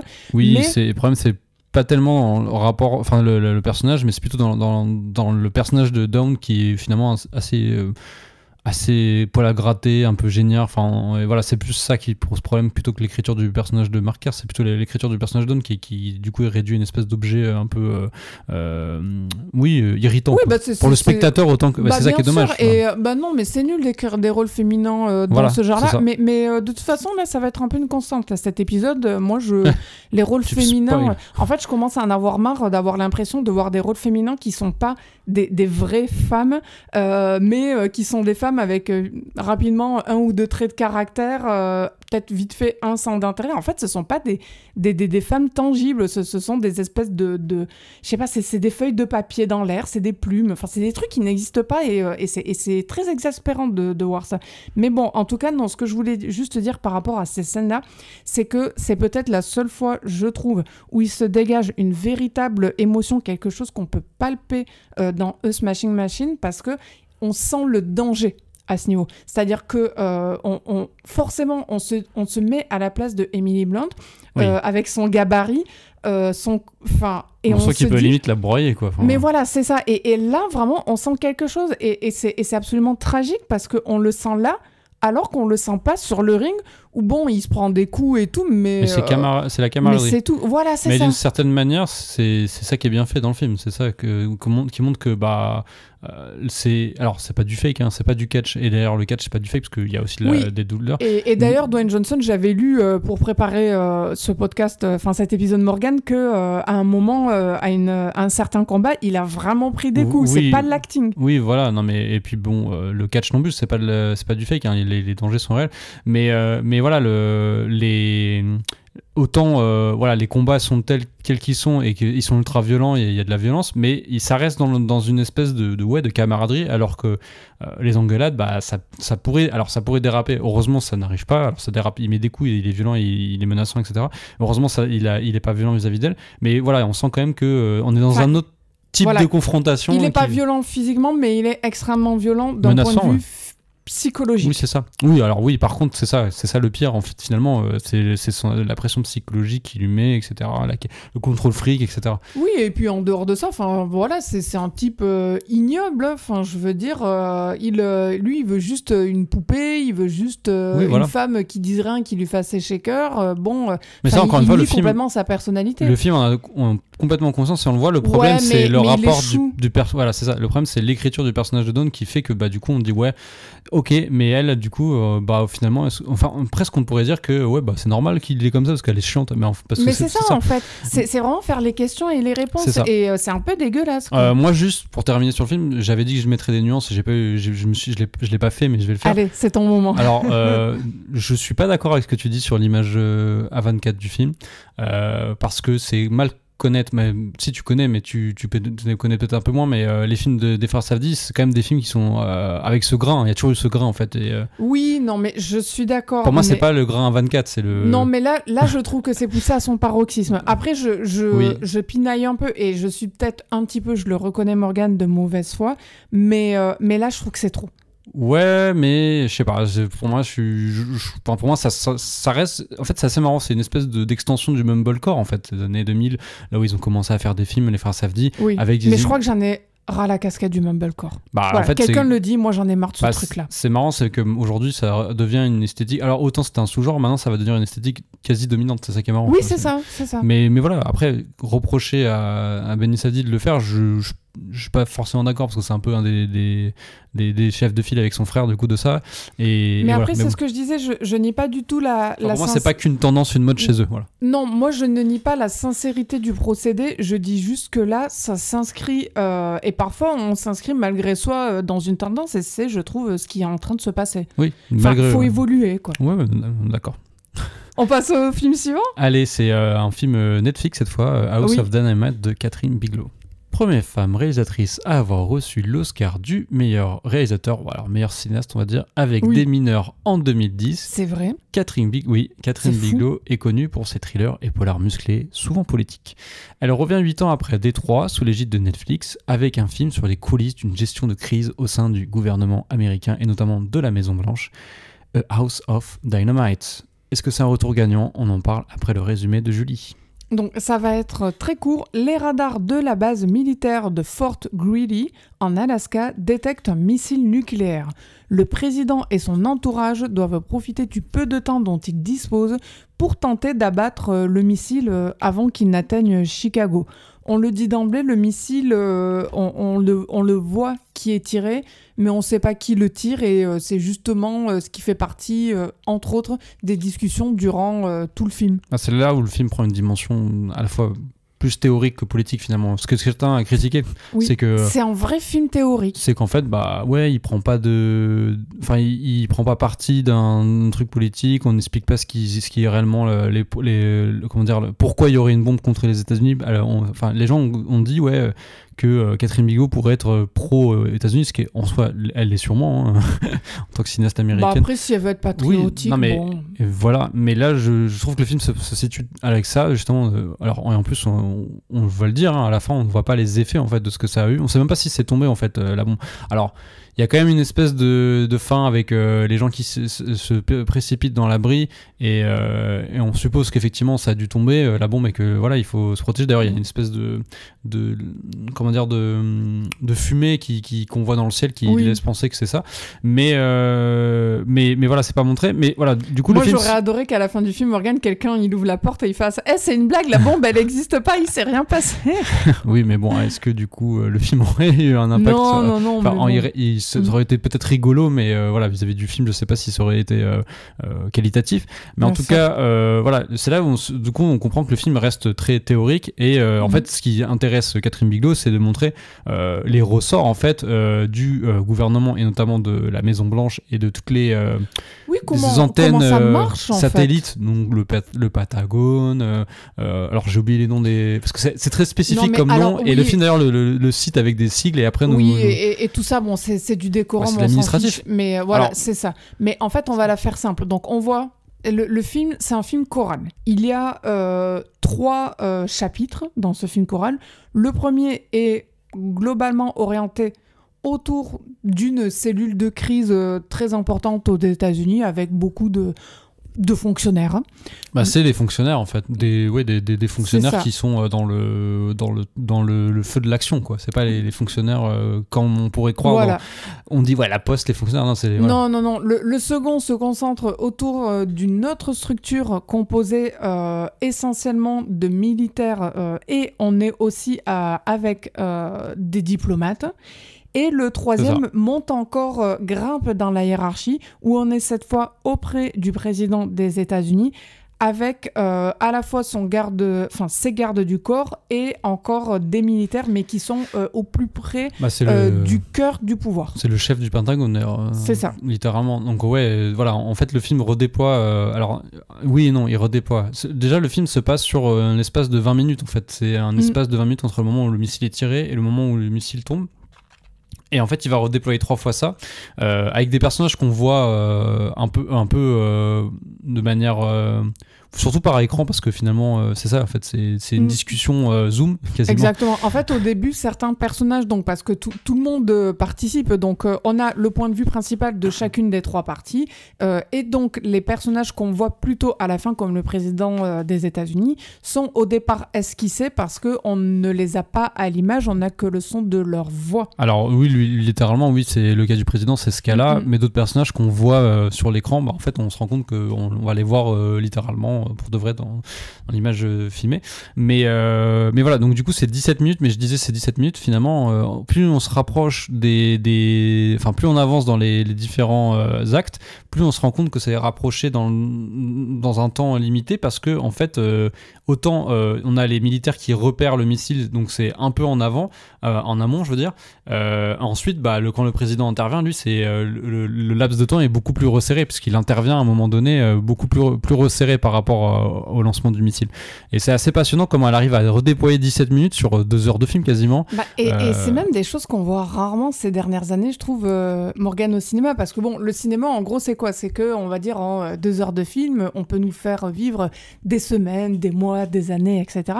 Mais alors faire 20 minutes de temps réel en 2 heures de film, moi j'ai pas souvent vu ça récemment, quoi. Puis surtout, je dis que, en fait, elle trahit complètement le truc, c'est que bien sûr. les actes durent à peu près 40 minutes chacun, et en fait ces 17 minutes elle les respecte pas, et en même temps on s'en fiche, c'est ça qui est... Oui, non, mais il y a une distorsion du temps à l'intérieur qui participe, je trouve, du côté théorique du projet. Pourquoi pas? Pour ça que je continue à dire, c'est un film purement théorique, et la matière théorique est passionnante. Alors après on peut, oui, alors si on s'intéresse au truc quand même un peu, hein. Oui, c'est ça, et en même temps, d'un côté, d'une certaine manière, elle est un peu au service d'une pensée politique, parce que ça prouve quand même l'échec total de la dissuasion nucléaire, en mode oui, ça Julie et moi on connaît, parce qu'en plus on a écouté un podcast cet été qui était sorti pour les 80 ans de la triste mémoire de la bombe d'Hiroshima. Ils avaient sorti un programme sur France Culture, de 5 épisodes. Oui, c'était une grande traversée cet été de France Culture, d'ailleurs, que j'en profite, et toi aussi Morgane, pour chaudement recommander en complément de House of Dynamite. Donc c'est la grande traversée consacrée à la bombe atomique. C'est ça, et il y a un épisode qui est consacré à ça, en fait, l'idée qu'en fait c'est un concept que on garde les... Alors il y a un moment donné, il y a une époque, ils avaient proposé du désarmement nucléaire, ce qu'ils n'ont jamais fait, et finalement ils gardent les bombes, et ils se disent que ça tient, en fait, l'équilibre tient, parce que il y a la peur que l'autre puisse répliquer avec une bombe nucléaire. Et puis le truc qu'il y a aussi, c'est que il faut être honnête, Morgane, c'est quelque chose qui, à mon avis, n'est même pas connu du grand public. Possible, oui. Non, mais et quand j'y connu, c'est pas le bon terme. Je devrais pas dire connu, je devrais dire... Non, mais ça va plus loin. Conçu. C'est-à-dire, je pense que beaucoup de gens ne se rendent pas compte que les bombes sont là. Oui, c'est ça. Mais en même temps, c'est ça qui fait que ça tient. Bien sûr. On oblitère complètement ça. Mais pour nous, oui. Et pourtant, la menace existe. C'est ça que je veux dire. Mais pour nous, oui, parce que voilà, on est un petit peu documenté sur le sujet. J'ai pas envie de dire on sait, mais c'est... moi, c'est un sujet qui m'intéresse. J'ai beaucoup lu sur le nucléaire. Mais même en soi, tu dis on en a conscience, mais dans la vie de tous les jours, tu y penses pas vraiment. Non, mais parce que c'est impossible en même temps. Tu deviens fou. Mais en tout cas, voilà, c'est un film théorique, House of Dynamite, pardon, et c'est un film aussi, pour moi, un film à thèse. C'est-à-dire, c'est un film qui a un point de vue, et le point de vue du film, comme tu l'as dit, Morgane, c'est que la menace nucléaire est toujours existante, elle est toujours palpable, et elle est toujours forte. Et d'autant plus maintenant, à notre époque, où ça, je te le fais pas dire. Où justement... Où on a des fous furieux à la tête des États. C'est ça, et c'est assez marrant qu'elle ait tourné ce film... À la tête, des États qui possèdent de l'arme nucléaire. C'est ça, c'est surtout ça. Voilà, précisons-le. C'est assez marrant, je dis ça marrant, mais c'est assez fou de se dire qu'elle a réalisé le film, certainement il y a 1 an ou 2 ans, avant la réélection de Trump, et sûrement dans le laps de temps où Poutine a envahi l'Ukraine, et qu'en fait, aujourd'hui, on en est à... Trump qui annonce qu'il veut réarmer, refaire des essais nucléaires, que Poutine en refait, que la Chine aussi en font, et que là j'ai lu là juste à l'instant sur l'AFP que le Japon déploie son armée dans le nord du Japon. Non, mais il y en a beaucoup qui réalisent pas que c'est l'escalade constante, et alors oui. Et que la France continue à ce qui est anxiogène, hein, un discours depuis quelques temps qui laisse penser que voilà. Non, mais tout le monde joue les matadors et les va-t-en-guerre, et c'est assez insupportable. Mais donc le film, c'est important, et tu as raison Morgane de le faire, d'en parler, c'est que le film se base sur une atmosphère, on va dire, mondiale, où il y a pas l'angélisme, mais je veux dire, on a l'impression qu'on a vécu, toi et moi notamment dans notre vingtaine, une époque où en gros il y avait une amélioration des droits globaux de chacun, où la gauche réussissait à avancer à tel et tel niveau, et désormais dans beaucoup de pays c'est ou l'extrême droite qui dirige ou l'extrême droite qui est en passe de diriger. La militarisation s'accroît, les budgets de la défense se sont augmentés partout. Pourquoi je dis ça, c'est que le film de Bigelow, il le traite pas, mais il se base sur un contexte qui est réel, qui est documenté, et que même si ça n'intéresse pas forcément toujours le grand public, que l'actualité traite constamment. Et quand je dis ça intéresse pas toujours le grand public, c'est que en fait, on est comme des enfants là-dedans. Je vais m'expliquer, c'est que ces trucs-là de militarisation accrue, de budget de la défense qui augmente partout, au détriment d'ailleurs au passage d'autres budgets, il faut le dire. On est un peu comme des enfants par rapport à ça, parce qu'on se dit, bah oui, s'ils le font, c'est que tout fonctionne bien. Finalement, c'est ça le pacte qui est derrière. C'est que collectivement, c'est une confiance qu'on accorde collectivement en tant que citoyen dans des pays occidentaux. On se dit, bah oui, ils augmentent les coûts... pas ils augmentent, mais potentiellement les impôts pourraient augmenter parce que les coûts nécessaires à la défense s'accroissent, ou potentiellement les impôts qu'on paie, leur allocation est distribuée différemment pour maintenir la défense, tout ça. Notamment, en tout cas, pour ce qui est de l'Europe, parce que Trump progressivement s'est retiré de l'OTAN, et que donc l'Europe est maintenant dans une situation de devoir elle-même assumer sa propre défense. Mais bref, là je fais un petit hors-sujet. Mais ce que je veux dire en théorie, c'est que de plus en plus, en tant que citoyen, et aussi parce que le pacifisme est devenu un courant un peu démodé et plus tout à fait assumé aujourd'hui, bon, c'est comme ça, il n'y a rien à faire. Sûr. Mais donc, de plus en plus, on a ces budgets-là en matière de défense et de militarisation qui augmentent. Nous-mêmes, on ne demande pas vraiment des comptes à nos dirigeants à la matière. Et donc, la thèse de Bigelow dans House of Dynamite, je vais y arriver, c'est un peu mon chaussette de l'archiduchesse. Qu'est-ce qu'elle nous dit ? Elle nous dit, oui, mais si tout cet argent qui sert à nous défendre, et quand je dis à nous défendre, ça ne veut pas dire nous défendre dans un combat, voilà, exactement, c'est-à-dire nous protéger, à être à l'abri de menaces potentielles. Et si tout cet argent et toutes ces administrations et tous ces fonctionnaires et toute cette organisation colossale de manière générale, en fait, ne servait à rien dans la pratique. Et quand on y pense, et quand on voit ce film-là, donc qui se base uniquement sur cette théorie, c'est à la fois... on plonge dans des abysses, et c'est vertigineux parce que ça crée des angoisses colossales. Et c'est ça le paradoxe, je trouve, et la réussite de Bigelow dans le film, c'est qu'elle fait un film qui est un anti-film d'action. Je dis ça parce que d'habitude, quand on parle de militarisme, de nucléaire, etc., il y a toujours plein de scènes d'action et tout. Enfin bref, ce sont des films d'action. Là, ce n'est pas un film d'action. C'est un film qui fait faussement penser à des vieux thrillers paranoïaques des années 70-80. En vrai, ça fait penser à Point Limite de Sidney Lumet, qui est un film sur le même principe. Il y a une bombe qui est lancée. Mais j'insiste faussement à des thrillers paranoïaques. Pourquoi ? Parce qu'encore une fois, c'est pas de la parano. Non, c'est pas de la parano. Et c'est pas le même genre de personnage. Réalité. Et c'est pas le même genre de personnage aussi. Là, on reste concrètement dans l'administratif, et il y a un truc très réaliste et précis. Alors, est-ce que c'est réaliste au point où c'est authentique ? J'en sais rien. Mais non, je veux dire, c'est pas ça qu'on dit. C'est crédible. Et voilà, il y a quand même une recherche de crédibilité, et c'est pour ça que quand c'est archi documenté. Et la caméra est là aussi pour ça. Elle est très 24, la série 24, avec les caméras qui font des zooms, des dézooms. Oui, c'est la caméra au point. Qui shaky, etc.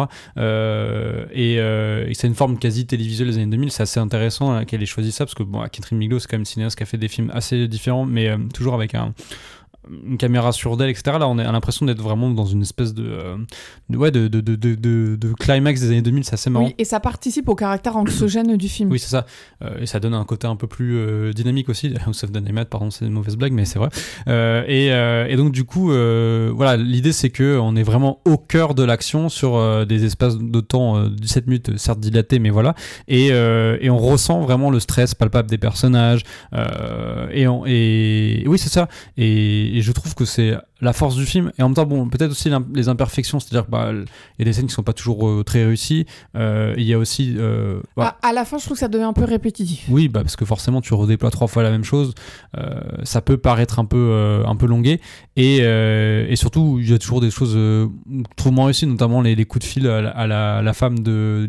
c'est Idriss Elba qui fait président.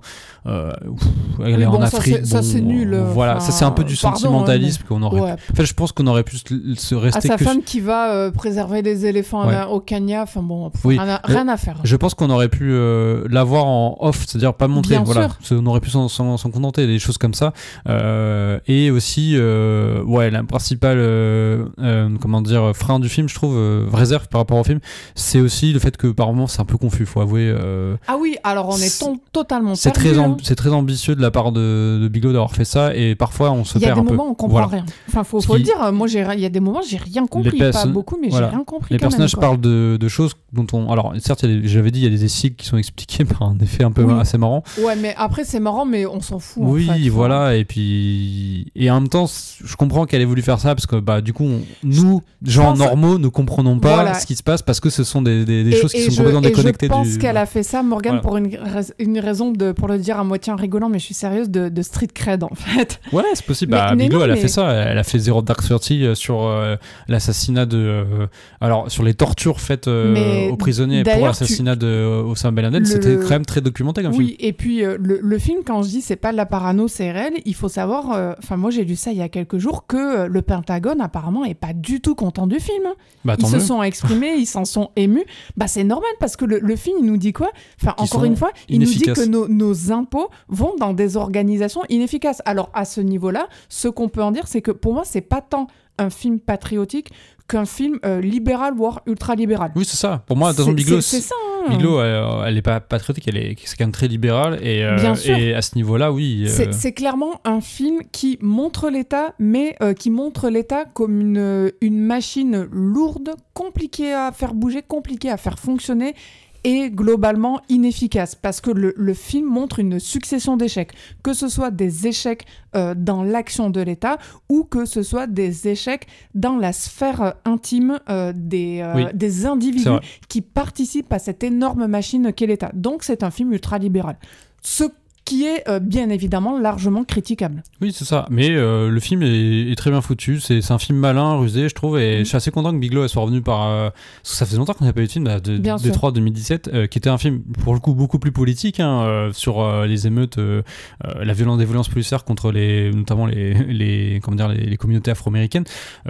Plutôt très bon film à revoir. C'est pas son meilleur, mais voilà. Et du coup, Bigelow navigue souvent en des films plus politisés, parfois plus limites. On sent que c'est quand même quelqu'un assez libéral, comme tu me dis. Et là, oui, alors on peut critiquer le manque de politique du film, parce que elle tranche pas, elle critique pas le gouvernement américain. En plus, elle a fait le film. Et on sait pas qui attaque. Elle a fait le film sous Biden, donc écrit, etc. Film sous Biden. Donc en fait, on a un gouvernement qu'on sent que c'est un gouvernement démocrate. En plus, c'est Idriss Elba, donc ça fait penser à Barack Obama, etc. Sûr. Donc on pourrait dire elle critique les mouvements démocrates, mais non, c'est pas ça. Non, parce que c'est pas ça. C'est-à-dire que en fait là, c'est Idriss Elba qui joue le président, mais alors bizarrement, et je pense que c'est fait exprès, quand on l'attend à distance et c'est un cliffhanger en fait. Et quand on voit un suspense qui est créé. Oui, et quand on ne le voit pas, mais qu'on voit juste l'écran noir et qu'on entend sa voix par Zoom à distance, sa manière de s'exprimer, ses intonations et les termes qu'il emploie, c'est un vocabulaire qui, il y a 15-20 ans, aurait été impensable dans la bouche d'un président d'une grande puissance mondiale. Et aujourd'hui, il s'exprime comme qui ? En fait, il s'exprime comme Donald Trump. Ouais, et je pense que c'est conscient. Et c'est fait exprès. Ouais. Enfin voilà, tout ça pour dire que c'est plutôt un bon film qu'on vous conseille. Hein. Et de manière générale, Morgane, moi je suis assez contente que ce film existe et je l'estime réussi malgré ses défauts, parce qu'à partir du moment où c'est un film qui met le doigt sur un problème qui n'est pas résolu dans nos sociétés, encore une fois, qui est que qu'est-ce qui se passe si on se fait attaquer, et qui en même temps pose énormément de questions et qui le fait plutôt bien, ça veut dire que ça fonctionne. Hein. On est d'accord, Julie. Et on va terminer sur un dernier film, également un film Netflix. Je crois que c'est la première fois depuis l'histoire de Arrêt Caméra qu'on parle de 2 films Netflix dans un épisode. Vrai. Et puis même, ça va faire longtemps qu'on n'a pas parlé de film Netflix, qu'on n'a pas parlé de film Netflix. Peut-être Rebel Ridge l'année dernière. Ah punaise, ça remonte effectivement. Ouais, ça fait un an, un peu plus d'un an même. Donc cette fois, Frankenstein de Guillermo del Toro. Inutile de présenter Guillermo del Toro, connu comme étant l'un des réalisateurs de films fantastiques, gothiques et merveilleux, parmi les plus prolifiques et les plus récompensés dans ce genre ces dernières années. Sa version de Pinocchio était son premier film Netflix, je crois, Morgane ? Il me semble, oui. Et Frankenstein est donc le second, avant toute une série de projets annoncés en stop motion, en partenariat avec le service de streaming et l'école des Gobelins à Paris. En attendant de voir ce qui en sortira d'ici là, on va parler avec toi Morgane de ce Frankenstein qui était, je pense, l'un des films les plus attendus de l'année sur la plateforme. Même tout court, hein, même des films de la plateforme Netflix, je pense que c'est un des films les plus attendus en tout cas. Oui, bah ça fait un moment qu'on en parle, ça a été bien teasé. C'est une longue arlésienne, hein. Del Toro voulait faire Frankenstein depuis longtemps. Bon, je vais faire le résumé, mais vous connaissez tous plus ou moins l'histoire de Frankenstein, c'est quand même un des romans les plus emblématiques du genre fantastique. Mais fais le résumé quand même. Et donc Victor Frankenstein, un scientifique aussi brillant qu'égocentrique, donne vie à une créature dans le cadre d'une expérience monstrueuse qui mènera tragiquement le créateur et sa création à leur perte. Qu'en dire ? Alors là, au moment où on enregistre, toi et moi, l'épisode Morgane, on a vu le film hier soir chez nous. C'était sa date de sortie, le 7 novembre. Sur un écran, notre écran de télévision. Alors moi, déjà, ce qui m'a étonné, c'est que je suis quasi sûre, mais je n'en sais rien, c'est qu'on a l'abonnement Netflix basique, donc format SD. Et là, l'image, elle était quand même assez fine.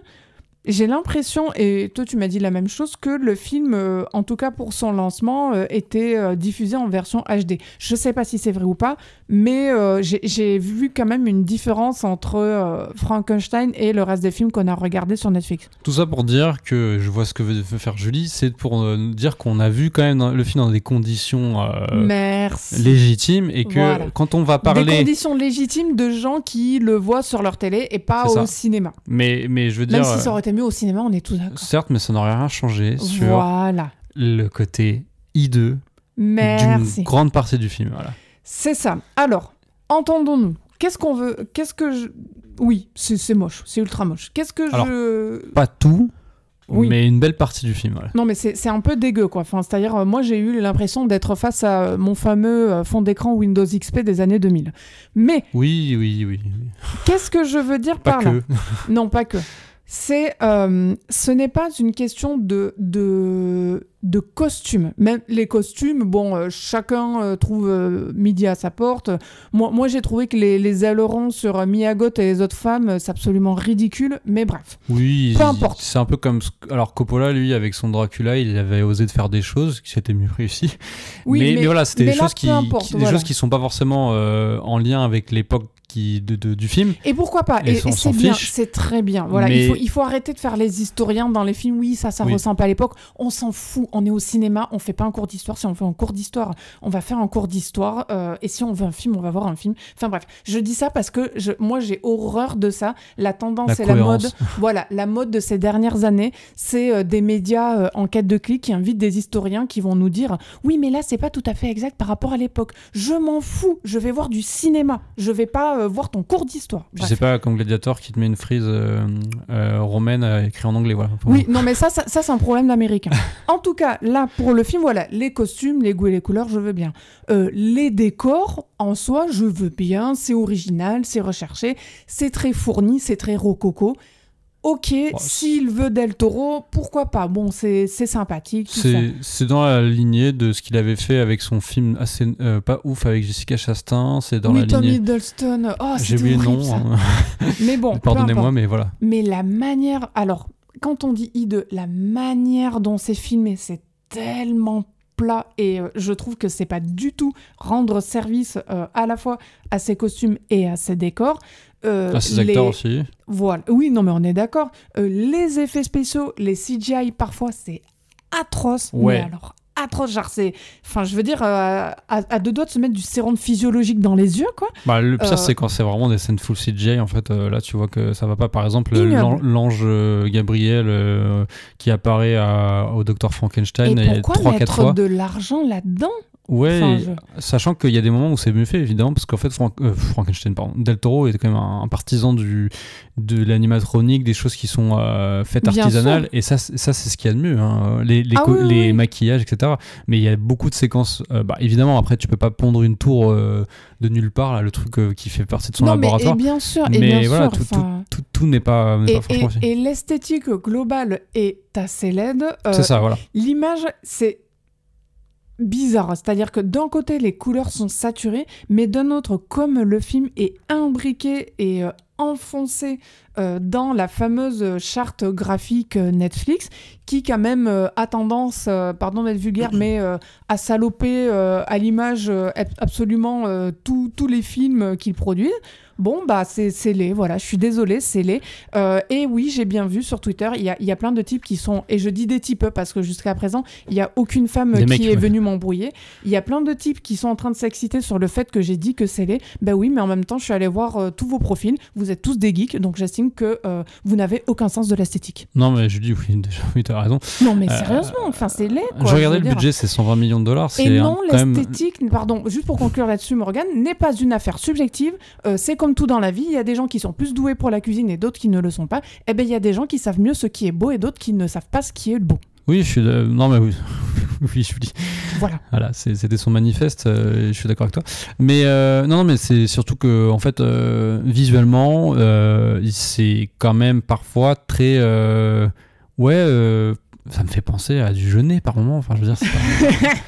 mais alors, un peu comme ça l'était déjà le cas dans. Et je suis désolé, tu aimes ce film, mais La Forme de l'eau. Enfin, le film était pas très beau. Hein, J'aime ce film, mais tu as raison. Mais alors, en dehors de ça, tu avais dit hors du podcast Morgane que le film finalement c'était un peu comme Wicked, et je suis assez d'accord. Ah, mais oui, voilà, oui.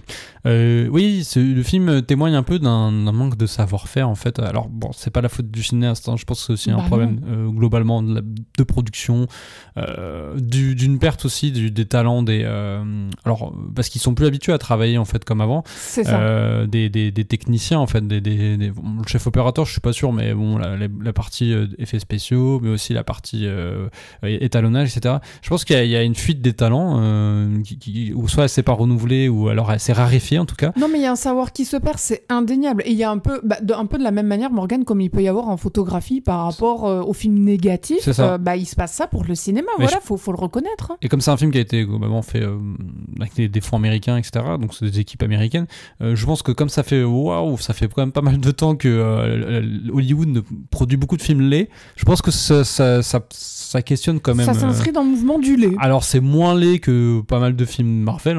Ah oui, non, mais bien sûr. Bien sûr. Parce qu'effectivement, il y a des moments où c'est mieux, c'est mieux réussi. Notamment, je pense que ça doit beaucoup au décor en fait. Dès que c'est très décor intérieur, là on sent que ça va mieux parce qu'il y a moins de CGI à mettre en fond, et du coup on est plus dans du vrai, du fabriqué, et donc du coup ça passe mieux. Mais c'est surtout la deuxième partie du film. D'ailleurs, la première partie où t'as Frankenstein qui part à Londres, Édimbourg pardon, et il part faire des trucs. Là c'est très moche. Pareil, la séquence d'extérieur dans la forêt, autant ça passe, mais quand il y a la neige, je trouve qu'il y a un truc qui va pas. Enfin bref, tout ça pour revenir au fait qu'il y a effectivement une perte de talent à ce niveau-là. Et, non, mais ça ressemble globalement à un puzzle Ravensburger animé. Enfin, faut arrêter quoi. Et donc la comparaison avec Wicked, alors autant Wicked, le problème c'était surtout que c'était très très fade. C'était kitsch, et pourquoi pas, mais c'était très très fade. L'image manquait de substance, de quelque chose. Alors que là, on est plutôt dans l'extrême opposé, c'est que c'est très criard, très baveux, et c'est un peu c'est marrant, ça pourrait être proche de ce que fait Hong Sang-soo dans son film, mais ah oui, le parallèle est osé. Ouais, non, parce que c'est baveux, criard dans le film Hong Sang-soo, mais ce que je veux dire, c'est que là, on est quand même dans quelque chose de très à la limite du regardable parfois. Et comme tu dis, le problème c'est que c'est pas servi par une caméra qui en fait, je sais pas, je comprends pas en fait. Del Toro, moi ça m'a dépité. C'est pas du tout un cinéaste habituellement qui ne sait pas filmer, mais là je trouve qu'il y a quand même pas mal de plans qui sont pas intéressants, et notamment des plans dans les tout ce qui est type château, etc. Oui, il y a des moments où la caméra elle sait pas comment se poser, non, etc. Voilà, enfin, c'est ça. Et ça se voit, en fait, ça manque de fluidité. Enfin, je veux dire, en vrai, ce genre de film, ça devrait être filmé comme un ballet, Morgan. Oui. Ballet B-A-L. Un ballet à toilette, non, non. Non, mais il devrait y avoir un espèce de mouvement artistique, fluide, enfin quelque chose voilà, de palpable. Et là, on dirait que la caméra, elle est du genre « Oh, là, l'angle n'a pas l'air trop dégueu, je vais poser ma caméra comme ça. » Là, pareil, je vais poser ma caméra dans ce sens. Enfin, il y a un espèce de manque de musicalité dans la manière dont la caméra est posée et dans les plans tels qu'ils sont faits. Et je trouve ça extrêmement dommage parce que après, peu importe ce qu'on pense des décors, des costumes, comme je le disais, ça ne leur rend pas hommage, bien au contraire. Et par rapport à ça, tu vois, j'ai pas pu m'empêcher de penser à mon cinéaste préféré. Wojciech Has, qui est un cinéaste polonais, qui a fait comme ça des films très baroques avec du gros costume, du gros décor et tout. Et sa caméra, quand tu la vois, enfin, c'est fantastique. On dirait, je ne sais pas, on dirait un fantôme parmi les êtres humains. Enfin, c'est extraordinaire. C'est une caméra qui fait oublier qu'elle est une caméra. Enfin, je veux dire, c'est aussi pour ça que c'est un de mes cinéastes préférés. C'est que je trouve que c'est un des cinéastes, Wojciech Has, qui a parmi les mieux filmés de l'histoire du cinéma. J'assume totalement. Ouais, c'est vrai. Mais là, c'est l'antithèse de ça. Voilà, c'était une autre époque. C'est une époque où on avait Kalatozov, que je n'aime pas trop, mais voilà, qui savait bien filmer. Enfin, c'était une époque... Mais c'est quand même fou, Morgane, parce que là, je parle quand même de films de Wojciech Has, donc, qui filmait dans les années 60-70, et c'était 10 fois mieux. Là c'est... Enfin, je sais pas, il n'y a pas d'inspiration, il n'y a pas de feu sacré, il n'y a rien de tout ça. Et je trouve ça d'autant plus dommage, qu'il s'agit d'un film qui est quand même un projet qui porte depuis longtemps, Del Toro, qui est un film intime, qui est quasi un film, j'ai l'impression, presque un peu autobiographie. Enfin, on sent qu'il a mis beaucoup de lui-même et en même temps, voilà, qui est un film sur certes une chose récurrente qu'on a vue chez lui, rien de nouveau, qui est l'humanité des monstres. Voilà, l'humanité des monstres et les êtres humains, voilà, sont des monstres. Bref, bon, ça certes c'est vu et revu, mais pourquoi pas, c'est sa thématique, c'est son choix, c'est son truc, je veux bien. Ben non, mais vas-y, je te lance dessus, vas-y. Non, mais ce que je veux dire, c'est que finalement, il raconte pas de neuf par rapport à ça, c'est sûr. Puis il raconte tout le temps le même truc, quoi. Mais oui, je sais. Je sais. C'est littéralement le même scénario que la forme de l'autre, juste tu changes le décor, quoi. Mais c'est vrai. Après, ça marche. Enfin, moi, ça, pour le coup, ça fait partie de ce qui sauve ça un peu le film et ça m'a touché. Il est doué pour faire ça. Mais en fait, moi, ça m'a touché, mais ça m'a pas touché. Parce que tu vois, je me suis dit, bon, en fait, je suis en train de revoir le même film et c'est les mêmes ressorts, en fait. Oui, c'est vrai. Hein. Et fatalement, c'est ça le problème, c'est qu'en fait... C'est un film un peu qui se veut doudou. Ouais, c'est ça. Et fatalement, c'est ça qui est dramatique, c'est qu'il passe à côté du bouquin de Shelley. Ah bah explique-toi, parce que toi tu l'as lu, moi je l'ai pas encore lu, mais toi tu l'as lu. Enfin, Shelley a un rapport sur la création, Prométhée. Alors, il y a un peu dans le film, mais oui. ce qui est le plus intéressant, c'est quand même la relation. C'est pas ça qui l'intéresse, ça se voit. Bon, très bien. Enfin. Ce qui est plus intéressant, c'est quand même la relation entre Frankenstein et sa création, et la manière dont... alors, un petit peu quand même, il y a quand même le passage avec le vieux dans la truc, comment il s'éduque, etc. C'est quand même très inspiré par Rousseau, Shelley, oui. Les écrits de Rousseau à l'époque, les Lumières, etc. Mais là, je trouve que bon, c'est un passage dans le film, et finalement, ça sert surtout à avoir un peu de drame avec les loups qui attaquent le vieux. Enfin, alors, la scène des loups, pour moi, au passage, c'est la pire du film. Oui, c'est moche. Parce que, non, mais en dehors de c'est moche, on n'y croit pas du tout. Enfin, dans l'histoire de l'humanité, il n'y a jamais eu une quinzaine, une vingtaine de loups qui attaquent des humains. Oui. Enfin, on y croit. Oui, mais on est dans le conte, pas. Donc pourquoi pas. Je sais. Mais c'est stupide comme scène, c'est stupide. Mais c'est surtout que, en fait, tout ce qui est l'essence du bouquin de Shelley, ça devient une espèce d'artifice dans le film, et finalement ce qui l'intéresse plus, c'est tellement l'humanité du monstre, ce qu'il y avait dans le bouquin, évidemment, parce que le fait que le monstre devient humain parce qu'il apprend sur l'apprentissage, l'éducation, etc., et la découverte du monde, etc., mais finalement il s'en sert surtout pour une espèce de romance Et c'est pour ça que j'ai parlé de Young Adult dans mon tweet, ça fait un peu Young Adult, c'est la romance, elle est nulle, en fait, le problème, c'est aussi le personnage de Mia Goth, Elisabeth. Et c'est là, encore une fois, que tu as raison, c'est vrai que ça reprend finalement la trame de La forme de l'eau, voilà. D'une jeune, et ça prend beaucoup de place. Femme qui a un délire un peu sexuel pour une créature qui change. Et finalement, tu te rends compte que le problème de Frankenstein devient plus un problème de jalousie, parce qu'elle témoigne de l'intérêt vis-à-vis du monstre plus que lui, plutôt que par rapport au bouquin, où en fait c'est le créateur qui devient dégoûté de sa création parce qu'elle n'est pas telle qu'il voulait la concevoir, et finalement il y a cette espèce de déchirement entre la création qui est rejetée par son créateur, et qui du coup c'est passionnant le bouquin, et qui crée cette espèce de délire de vengeance, de meurtre. Oui. Et là finalement Morgane, t'as ça, mais pendant 5 minutes quoi. Ouais, et finalement tout est tenu par cette espèce de en fait il est deg qu'elle soit amoureuse du monstre, donc du coup tout est découle de là en fait.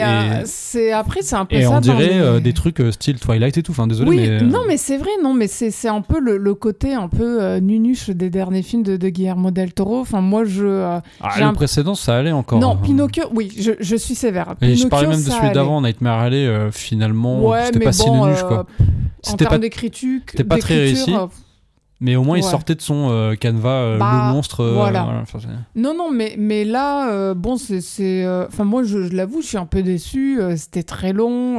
Alors 2h30. Ah non, mais faut se les farcir. Hein. Mais après, j'avoue quand même que ça m'a plus intéressé au moment où on voit Jacob Elordi, pour 2 raisons. Premièrement, parce que c'est quand même un rôle un peu nouveau pour Jacob Elordi, qu'on a cantonné aux habituels, cet homme est super beau, super grand, mais il est sombre et potentiellement violent. Donc là, il joue un monstre très bien. Enfin, merci. Enfin, c'est cool, ça change. Il est grand, potentiellement violent, mais finalement, il est capable d'amour. C'est ça. Enfin, c'est un peu l'antithèse de son. Voilà, et c'est finalement ce qu'il y a de plus intéressant dans le film.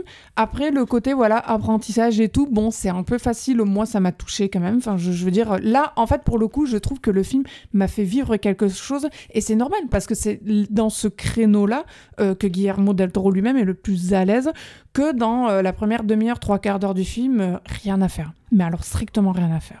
Oui, parce que... Victor Frankenstein et ses galères parce que papa était violent et que maman elle est morte en couche. Enfin, je suis désolée, mais c'est parce que c'est pas ce qui intéresse Del Toro, finalement. Bien évidemment. Enfin, il le montre comme... je veux dire, c'est le côté Wikipédia du film, quoi.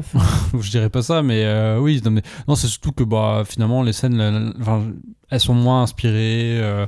La mise en scène devient plus inspirée quand il filme le monstre. Tu sens qu'il est fasciné par le monstre, et c'est très bien. Mais et puis il y a ce côté un peu monstre émo, je trouve ça cool. Enfin, ça change un peu. Même si je te l'ai dit pendant le film, je trouve que sa vision du monstre, je veux dire plastique, je la trouve peut-être pas assez charnelle. Oui, tu m'avais dit que ça refaisait très Prometheus. Oui, il y a un côté un peu clinique quoi, qui m'a un peu déçu, parce que c'est quand même un amas de chair, et là finalement, c'est des chairs complètement lisses. Oui, c'est Twilight. D'où le côté young adulte. Oui, mais parce que c'est un beau gosse. Non, mais c'est ça. Bien évidemment. Oui, c'est sûr que ça aurait été marrant de vraiment salir Elordi, mais là, tout le monde est en mode oh mon Dieu, il est immonde. Non, Elordi, il est toujours beau gosse dans le film, même s'il a des cicatrices. Même quand tu le vois, pourquoi vous faites tous semblant? Oui, c'est ça. Même quand tu le vois, tu dis il est BG, quoi. Tu comprends pourquoi elle amoureuse de lui, quoi, plutôt que. Bien sûr. Non, mais alors on est peut-être bizarre, toi et moi. Non, mais je veux dire, voilà. Mais dans le film, ils sont tous dégoûtés, genre comme s'ils avaient vu une pustule ou une araignée, et on est là, non. Le type il a juste 3 cicatrices, mais en vrai ça va. Puis peut-être le problème aussi c'est que la version de James Whale avec Boris Karloff, elle est tellement mythique que tu l'as en tête, et pour Frankenstein a été complètement vampirisé d'une certaine manière par cette vision là. Mais ça suit finalement, c'est vrai, la même trajectoire que le vampire qui de base est censé être un type absolument ignoble et tout, et qui a été finalement réifié, sexualisé, bogossifié.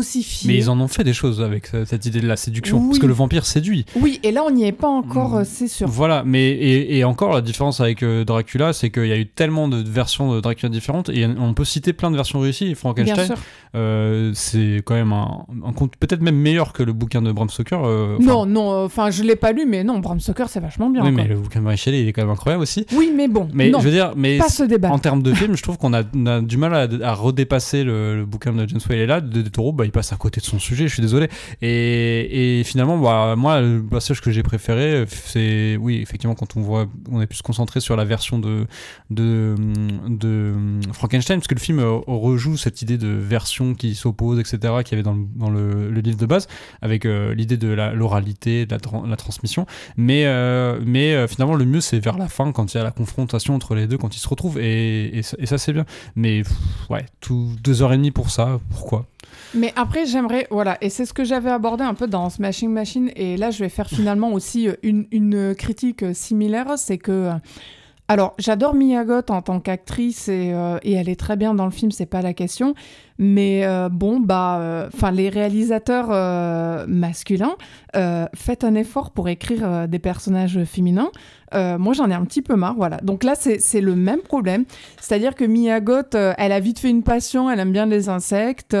Et après, voilà, elle n'existe pas, elle n'a pas de caractère, on la voit. Mais c'est la femme éthérée, comme on la voit souvent chez des réalisateurs masculins. C'est-à-dire, elle n'est pas tangible, on ne peut pas la palper. Elle n'existe pas autant que ses homologues masculins. Voilà, c'est plus une forme qu'un fond, c'est pas un tout.